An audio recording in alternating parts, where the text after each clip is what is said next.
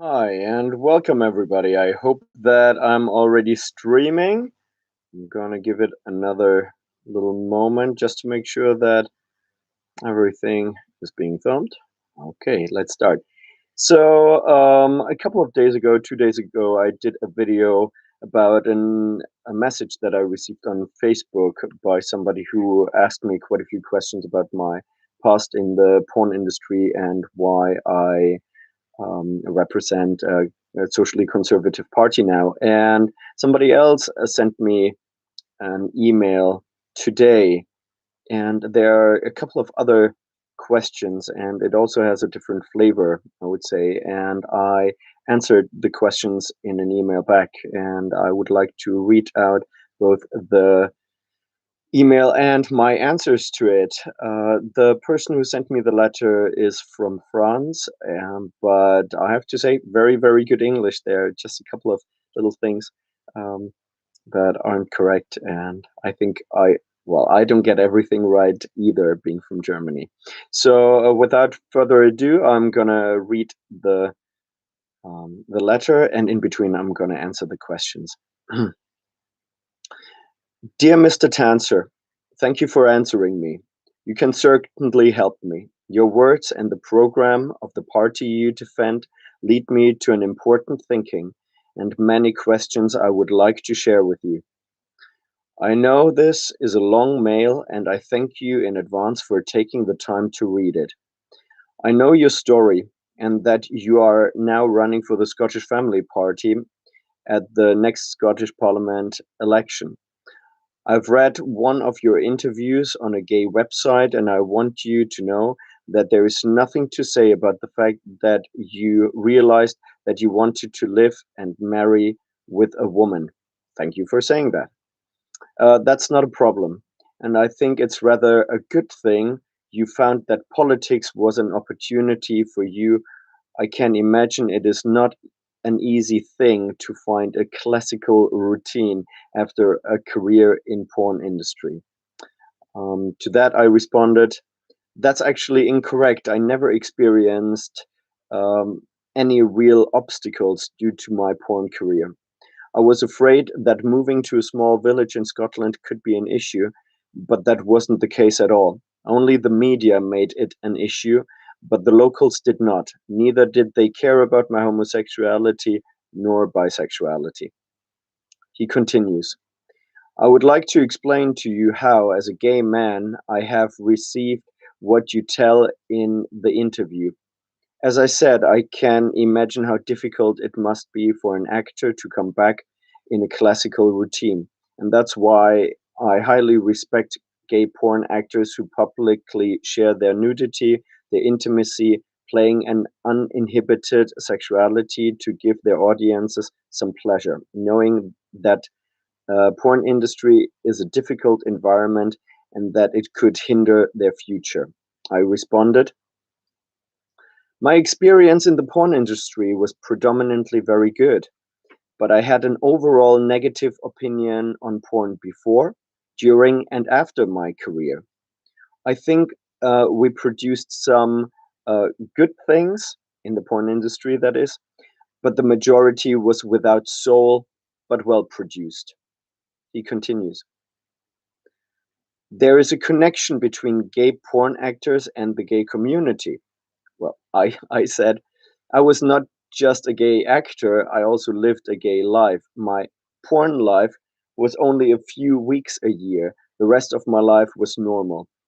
It was just a job that I did in America while I was living in Germany." He continues, "We are exposed to the same prejudice." He's referring to gay porn actors and gay people.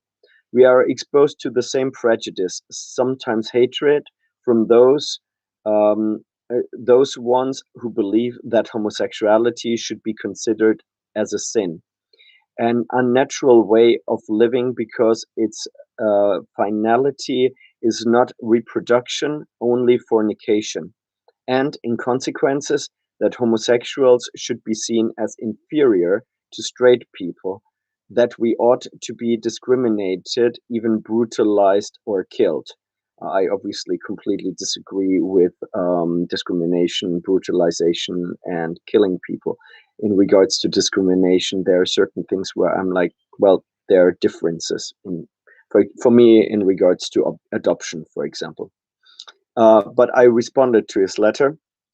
I never experienced prejudice, only experienced hatred twice. According to the Bible, homosexuality is a sin, just like straight sex before marriage, or yeah, promiscuity. Uh, Evolutionarily speaking, people that do not procreate have failed their goal, but can still be important parts of society, as we have seen in case of gay people, in many artists, writers, athletes, and so on. He writes, as a gay actor, you shared this prejudice with the gay community. I responded, nope. I never saw myself as a victim, never felt closely connected with the community. And yep, I never experienced these prejudice, to be honest. He continues, and today, whereas you think LGBT community rejected you when you stated that you were bisexual, you keep saying that you and your party do not hate or disrespect the LGBT community. I'm speaking for myself here. I don't disrespect LGBT individuals, but I oppose the LGBT community in most ways.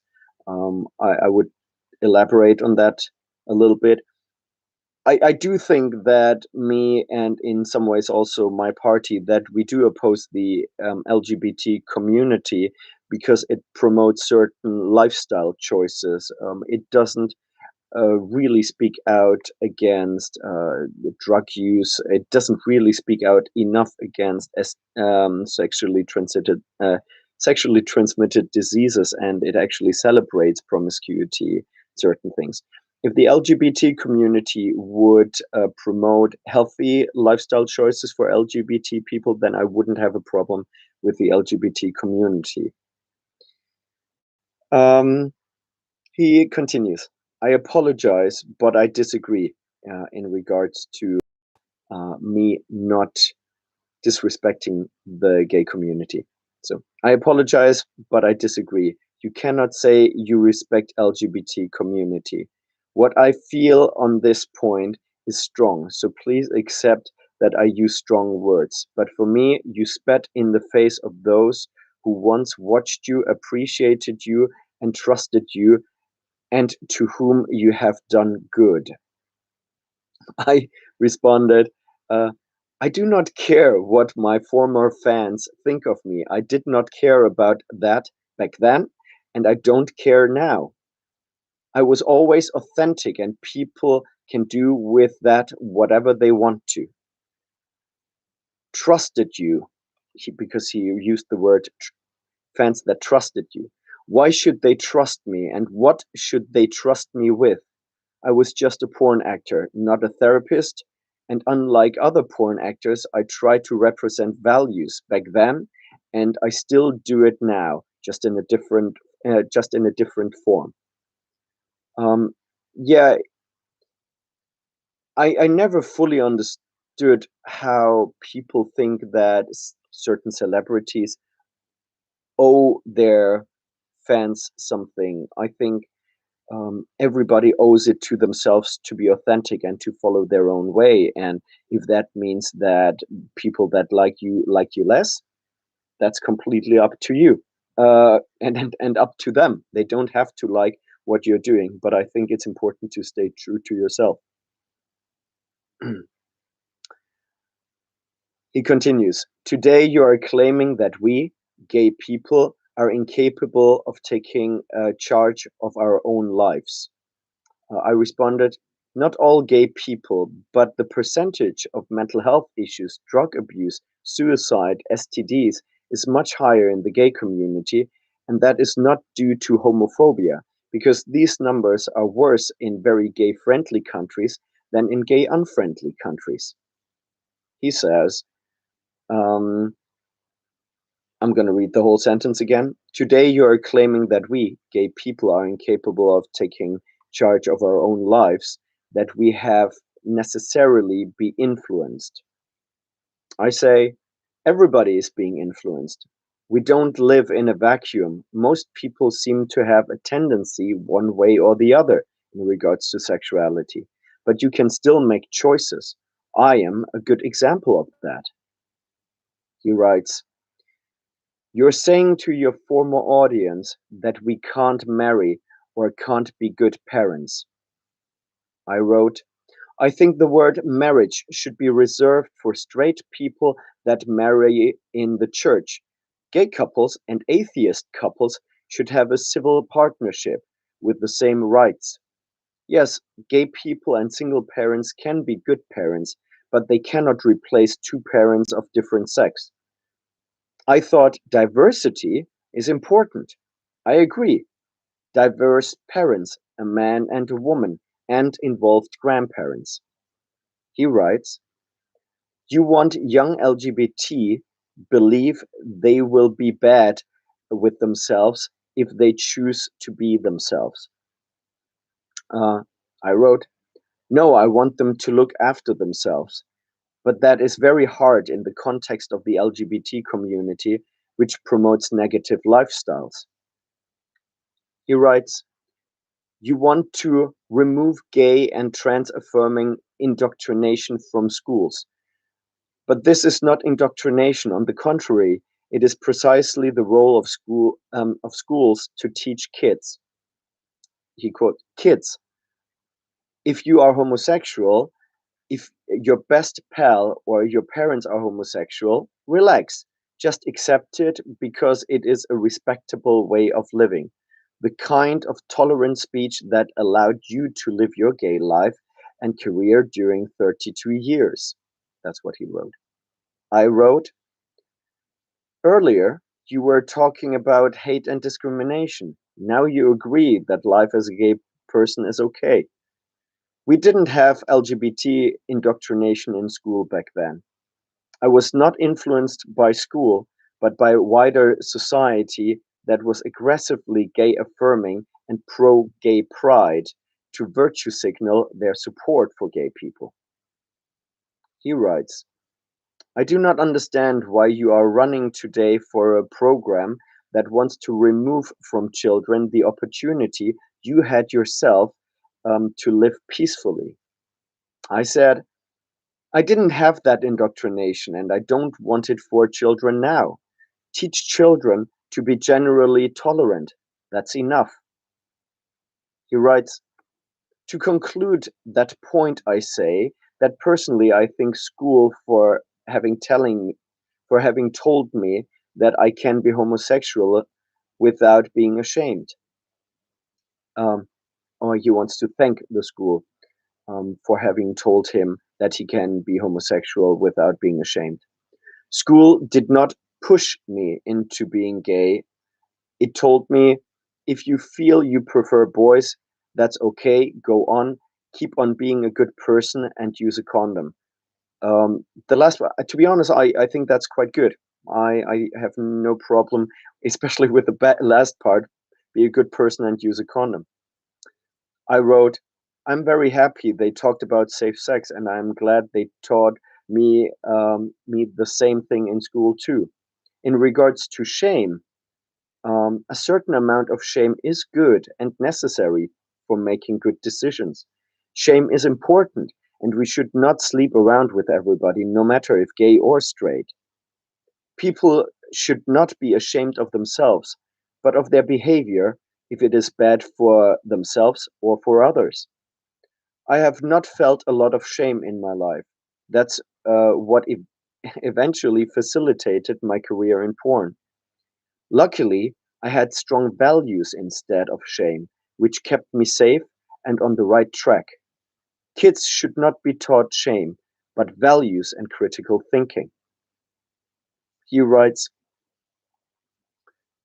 in regards to the positive education in school, this made me much more confident in myself and more open to differences and to the diversity of opinions. To which I said, "Well, you are not open to my opinion." He goes on, "You believe young LGBT are indoctrinated and you have the right to believe whatever you want. However, imagine a second that you are wrong. Do you realize the damage caused by by your speech on teenagers?" And I replied, "Currently, we have 40 times more transsexual kids, or so-called transsexual kids, in the UK than 10 years ago. 40 times. Consider that you are wrong and that these are vulnerable young people that need therapy and not trans affirmation. Besides, I do not address my message to teenagers but to parents and teachers who should protect their kids from indoctrination. I don't want them to talk against LGBT people, but also not in favor of it." He continues, "The risk they see, um, the risk they see their potential homosexuality as an enemy they have to defeat. What happens when they understand in reality their homosexuality is a part of themselves they cannot defeat?" And I just said to that, if you are gay, you are gay. If you can change, you should have the choice to change, and there should be help available if you want to change. But if you don't want to change, that's your choice. He continues, "Shame or hatred of themselves, lack of confidence, fear of being misjudged, fear to disappoint their family, secret, suicide. You probably ignore that young gays and lesbians are 3.71 times more likely than heterosexual peers to attempt suicide because of social stigmatization. The number is much, much higher for transsexual children." I said, "There is no proof that this is due to stigmatization because, as I said, they are just as likely to commit suicide or attempt suicide in liberal countries." He said, "Sadly, it is um, it is like you have become one of those who promote this social stigmatization."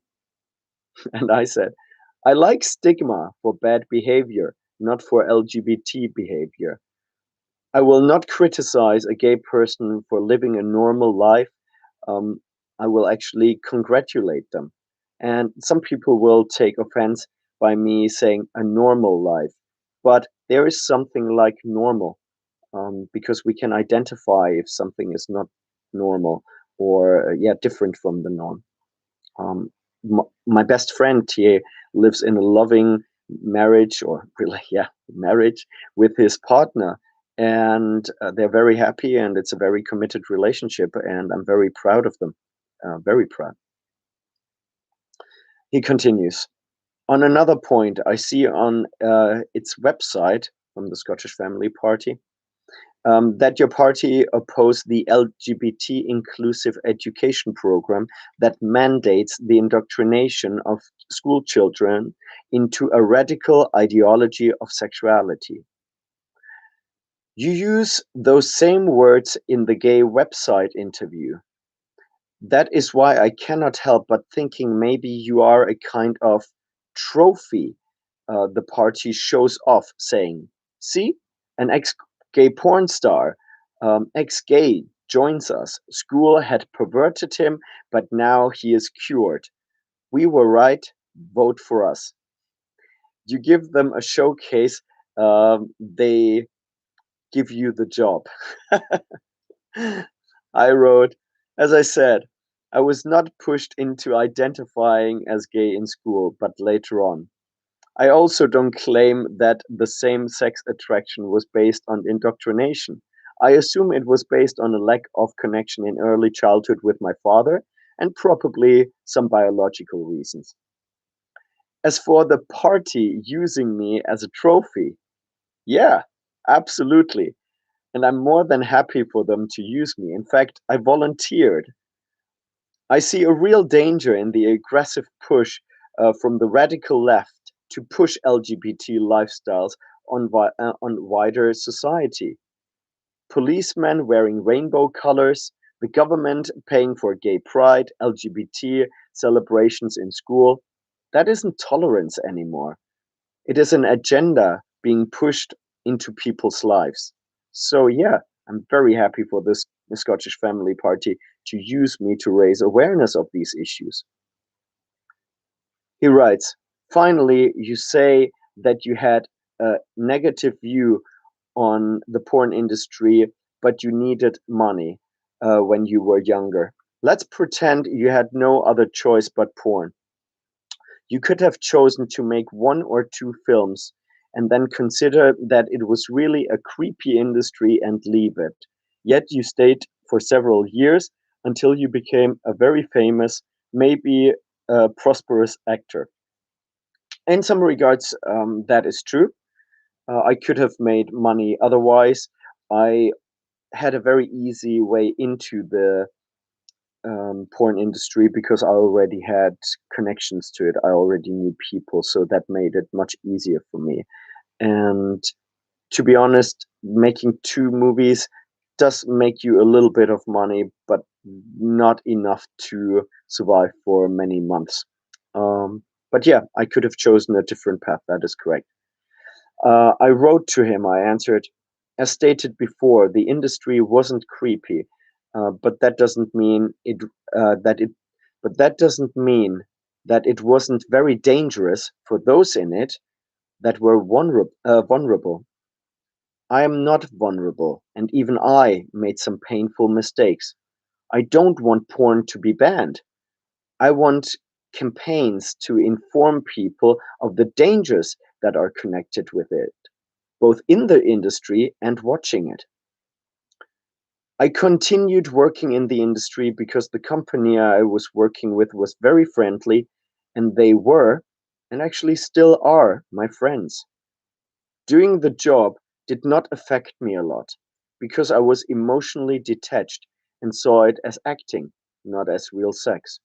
So that's why it was relatively easy for me to continue doing that. And I'm actually, it's why quite common for me to do contradictory things. I was a real pacifist and I joined the military for 3 years because I wanted to see if my view on the military was justified. And was pretty, I wasn't very comfortable with sexuality at all. And then I joined the porn industry. And one of the reasons why I could do the job was because I was emotionally detached from it. He continues, therefore, it is complicated for me to understand your changing. There are so many questions and contradictions in your path. It seems like you are adjusting your personal story into a version that better matches with your new alliances. I answer, not really. It would be hard for you to find real contradictions in what I said over the years, just an evolution of opinions. I was, however, far more liberal leaning when I was younger, tried to challenge norms, but I realized that society and people need norms. There needs to be a balance between order and chaos, and for quite some time there has been too much chaos now. The increase of mental health problems came with an increase of freedom, without increase of responsibility and knowledge how to deal with freedom in a constructive way. He writes, my purpose is not to convince you to give your involvement up or to psychoanalyze you. I just I just would allow myself to give you a humble piece of advice. Whatever reasons have led you to your current point of view concerning homosexuality, it would not be wise to use it to damage the life of those who want to live their differences freely, thinking that you will help them. You would be lying to yourself and you would bear some responsibility for those broken lives. I answered, my concerns are not with the emotional well being of individuals that feel attacked by my opinions. Um, uh, sorry. My concern My concern is not with the emotional well being of individuals that feel attacked by the opinions of a person they don't know. My concerns are with the well being of wider society, which is 95% heterosexual. My bigger concern is, by the way, not LGBT education, but the shockingly high divorce rates of straight couples, the amount of children that grow up without a father, the destruction of the family unit. That is, in my opinion, a bigger problem. But as a former member of the LGBT group, I have to address this issue too. And to add to this point, look at single parenting, single motherhood. It's obvious and the data is clear that single motherhood is really, really bad for children. Are there great single mothers? Absolutely. Do I want to shame single mothers? Absolutely not. I want to support them, the ones that due to no fault of their own became single mothers. I do want to support them, but it's not good for society. It is much better for society if couples stay together, if children have a father and a mother. If this message hurts some single mothers, sorry, but that's just the truth, and it's very important to to tell the truth as it is. He continues. Again, I thank you for having read this mail. I'm not an English speaker, so I hope the reading has not been too painful. Sincerely, and then his name. Actually, I have to apologize to my audience for my painful reading. Sorry, I should have enlarged um, the font a little bit. It was a little bit too small for me to read. I hope this video was interesting for you. And oh, I have uh, two messages. Howdy from South Dakota. I recently started learning Norwegian, hoping to reconnect with my roots and travel there when things open up again. Wow, that's great. I think Norwegian is a pretty difficult language to learn. I wouldn't want to learn it.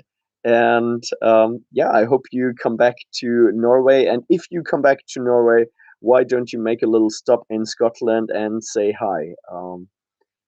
So that's it for today, my second live stream, and I hope that a couple of people are gonna watch it afterwards. Um, if you have any questions, you can type in questions right now, and I'm gonna answer them.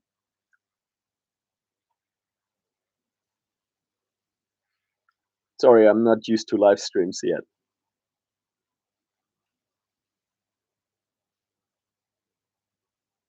Any questions?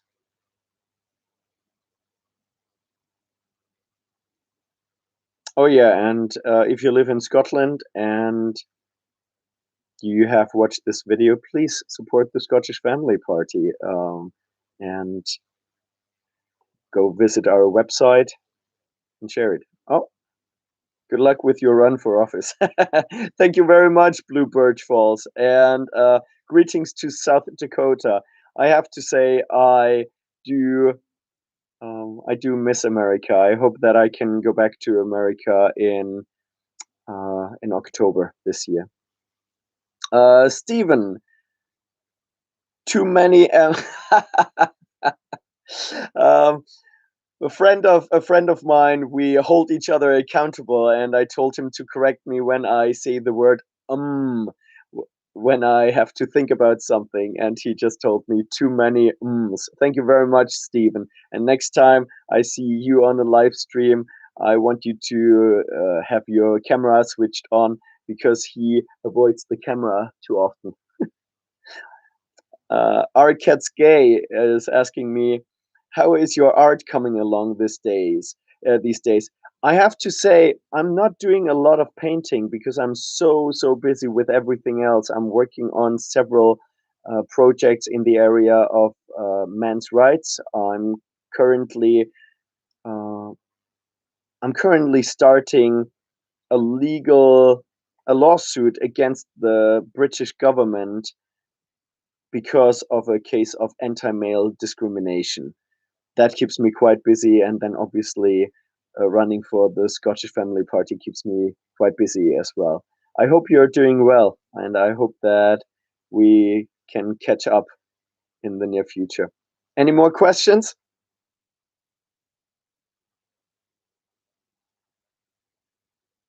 No? Okay. Well, in that case, I wish you all a wonderful evening or day whenever you watch this video, and see you next time. Oh, there's another one. Michael Sherlock, are you still a pacifist after your time in the army? Oh, that's a very good question. Wow, that is a great question.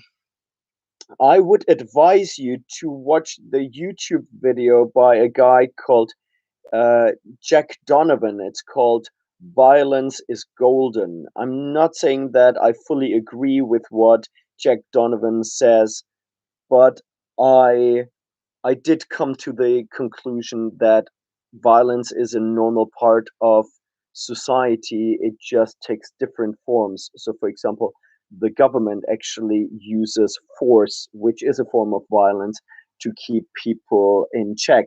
When you look at the lockdowns are enforced under the threat of fines and violence. We have seen police officers arresting people for breaches of social distancing and lockdown. That to me is violence. Now, I don't agree with that, to be honest, with this government violence. But on the other hand, there are hierarchies in our society, and these hierarchies should ideally be enforced by competence, but there will always be a small aspect of violence or force, I think. And I think we have to accept that violence and war is a part of life and society. My ex-girlfriend, she once said she was anti-military, she was anti-violence, she was not a fan of the military at all. And I said, the only reason why you can say that is because you don't have to protect yourself, because you have a military and the police to protect you. If that wasn't the case, you would be constantly in danger. And so I said, you're actually outsourcing violence, and you are attacking the people that provide you the security you have to voice your opinion. Does that answer your question, or do you have a follow-up question?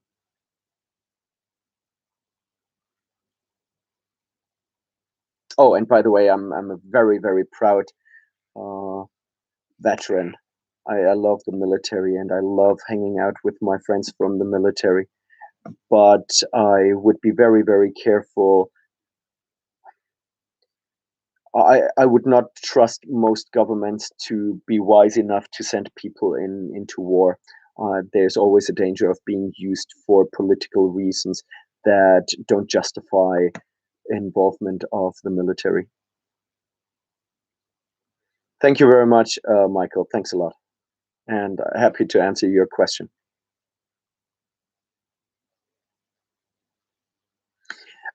There is another question from the account. Are cats gay? And yes, they are. They definitely are. As someone with complicated feelings about sexuality, how do you feel about Milo's announcement? That is a question regarding quite infamous celebrity. His name is Milo Yiannopoulos, and he is a very conservative or a right-leaning gay celebrity, and he recently came out as ex-gay. I don't want to misquote him here. He says that he's still living with his husband, but that they are not in a sexual relationship anymore. They're only roommates now, and due to his growing faith, his growing connection with his Christian faith, he decided to not to live a gay lifestyle anymore. Now, how do I feel about that? I think Milo is troubled. I think he has always been troubled, which makes him a very interesting character. And I think he is haunted by certain demons. He did say that he experienced sexuality quite at a quite young age. Um, so he experienced abuse, and at one point he justified that and said that he wanted it and that it was not negative for him. But in a recent interview with Jordan Peterson, he talked differently about it. It was an interview definitely worth watching. Jordan Peterson with Milo Yiannopoulos, and I can very I can really understand where Milo is coming from, because I had similar views when I was younger, and I thought that my sexuality, the freedom that I chose with my sexuality, it's my choice, and because it's my choice, it can't harm me, it can't hurt me. But that's untrue. I think due to my inner strength, it didn't harm me as much as it potentially would have harmed others. But I can't say that it did not harm me at all. Um, I had an ex girlfriend who worked as an escort in London. So she had sexual relationships with, or sexual interactions with, wealthy men. And she said it was a positive experience, or a neutral experience, but I could very clearly see the scars that she was wearing from that, and the toughness. And it was not all bad, because sometimes toughness makes us the person that we are. And I think I gained a lot of experience and strength by all the weird stuff that I did. But I never took drugs. I always protected myself. And I think I was always reflected enough to know when it was getting dangerous. Again, I'm not saying that I wasn't affected by it in a negative way, mm, but I also don't regret the experiences, because they made me the person that I am now, and I can share my knowledge now to inform others. And I would use my knowledge to to tell my children and other younger people to be very careful with what they do with their life. Okay, that was a very long answer to your question, but I hope that was okay. I'm gonna end the podcast now, because my girlfriend just sent me a message, and I'm gonna respond to that. So have a wonderful evening, everybody, and see you next time. And thank you so much for watching. Bye.